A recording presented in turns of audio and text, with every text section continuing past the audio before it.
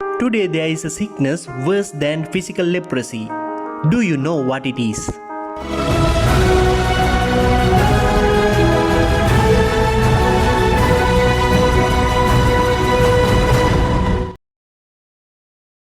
Leprosy is a contagious skin disease that we find in the Bible. The people of Israel believed that leprosy was God's punishment for one's sins. It was considered as a divine curse. The official name of leprosy is Hansen's disease. The bacteria that causes leprosy damages nerves, bones, and certain organs. Symptoms of leprosy start as a skin patch and it gradually grows. This results in swelling, skin ulcers, loss of sensation, and deformation of human organs. People feared those who were infected with leprosy because they appeared like zombies with their deformities. Throughout the history, there were many failed attempts to cure leprosy. Ancient Greeks considered bathing blood as a treatment. Snake venom and bee stings were also used as medicine. In China, it was believed that eating pigeon flesh could heal leprosy symptoms. Until recent times, till they invented vaccines against leprosy, it remained an incurable disease. In this week's readings, we are going to speak particularly about lepers. As we read in today's first reading from the book of Leviticus, Jewish law demanded a leper to separate himself from his family and community. Leprosy, according to the Old Testament, not only meant today's Hansen's disease, but it also included other types of skin diseases such as fungal infections. According to the reading, if the inflammation or boil on one's skin develops, the priest examines him and declares unclean. Then they have to leave the community and live in a leper colony. The lepers were deprived of normal human life. They traveled from town to town begging for food. They had to use a bell or a clapper to announce their presence. Also, people used to throw food towards them just as they do for animals.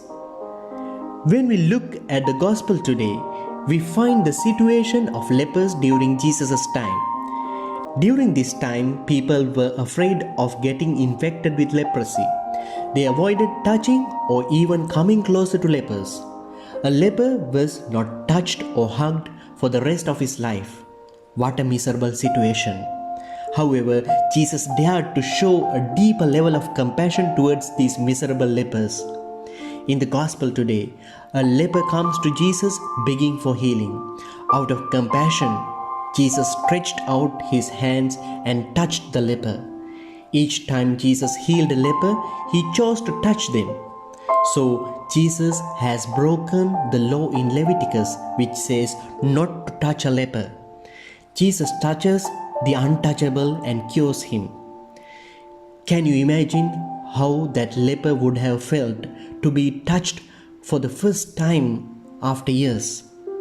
Maybe he was touched after decades. After healing, Jesus sent him to the priest so that he can be reinstated into the community.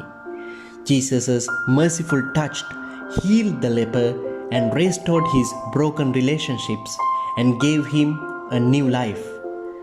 Today, we do not find physical leprosy in our society, but still there is a worse kind of leprosy. It is the spiritual leprosy of sin. Sin is contagious just as physical leprosy. Physical leprosy separates a person from society. Sin also separates man from God and from his fellow brothers and sisters. Sin puts human beings into a very miserable state, just like in leprosy. Today, the spiritual leprosy of sin has spread all throughout the world. It has been transmitted into all stages of society. Rich and poor, as well as young and old, all have become victimized to this deadly spiritual sickness of sin. Today, we need to beg Jesus for spiritual healing.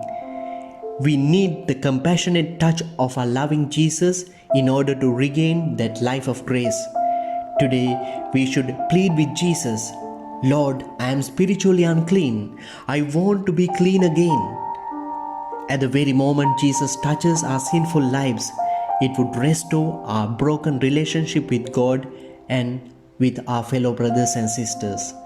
Today, Jesus touches our lives through the Holy Eucharist. So let us ask the Lord to clean us, to heal us from spiritual leprosy of sin, so that we may have the new life of grace.